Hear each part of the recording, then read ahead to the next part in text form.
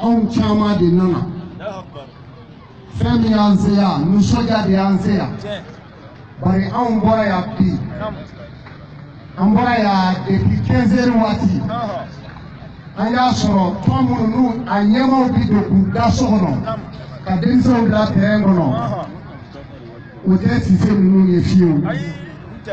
nana sɔrɔ olu yɛrɛ dafalen bɛ terrain in kɔnɔ yan wɔsilen don n'u ka bazɛnw n'o kɛra kaban anw minnu ye kɔmaw ye a man kan ka sigi kɔfɛ bari nin tɔn in a ye baara min kɛ jamana kɔnɔ aw yɛrɛw ɲɛ b'a la ka fara ka tugu maa min tɔgɔ fɔra su in na k'o bi na yan kira ti bɔ bilen o dafara tewu nka dolo ɲɛda duman bi bɔ kalo kɛrɛfɛ Siribe bɛɛ b'a dɔn farafinna sɔnna o ma Afiriki sɔnna o ma diɲɛ bɛɛ sɔnna a ma ka d'a la ko cɛ dɔ bi Mali bolo yan bi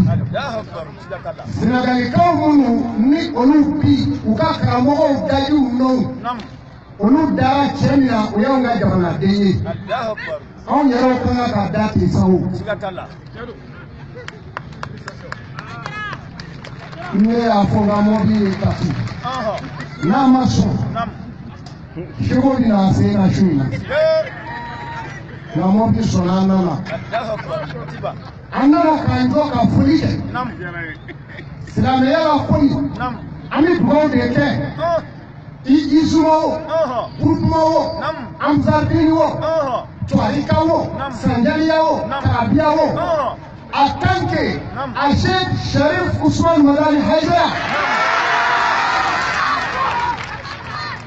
ka bɔlen to Mali dugukolo in kan an tɛ kɔ segin an bɛ to a la ka taa fɔ an ni ka tigɛ don ye n'o kɛra an nalen ɲamakala la an b'an denw minɛ ka Nabila Nuhu ka kuma don u tulo la k'a fɔ an ye saninka wa an denw bi sa o tuma na ne ta ye foli de ye foli laban an b'a di Mohamed Sise ma ne ye fɛn dɔ labɛn sisan Sɛbɛjara Mohamed Sise bɛ yan a Sheikh Abu Jafar Jabate bɛ yan Ala ye dɔnni de di ninnu ma anw ka kalan de kɛra yaala de ye an ma caman kalan o mɛ an ye min y'an ɲɛ la maa dɔ kama an falen bɛ jamana in nɔ yan i m'a ye u bɔra yan n'u ka mɔbiliw ye u taara an kunna wolo Sɛbɛjara su fɛ Sɛbɛjara maa ma fatulen ka taa si ka wajibi kɛ n'an ye an b'u fo la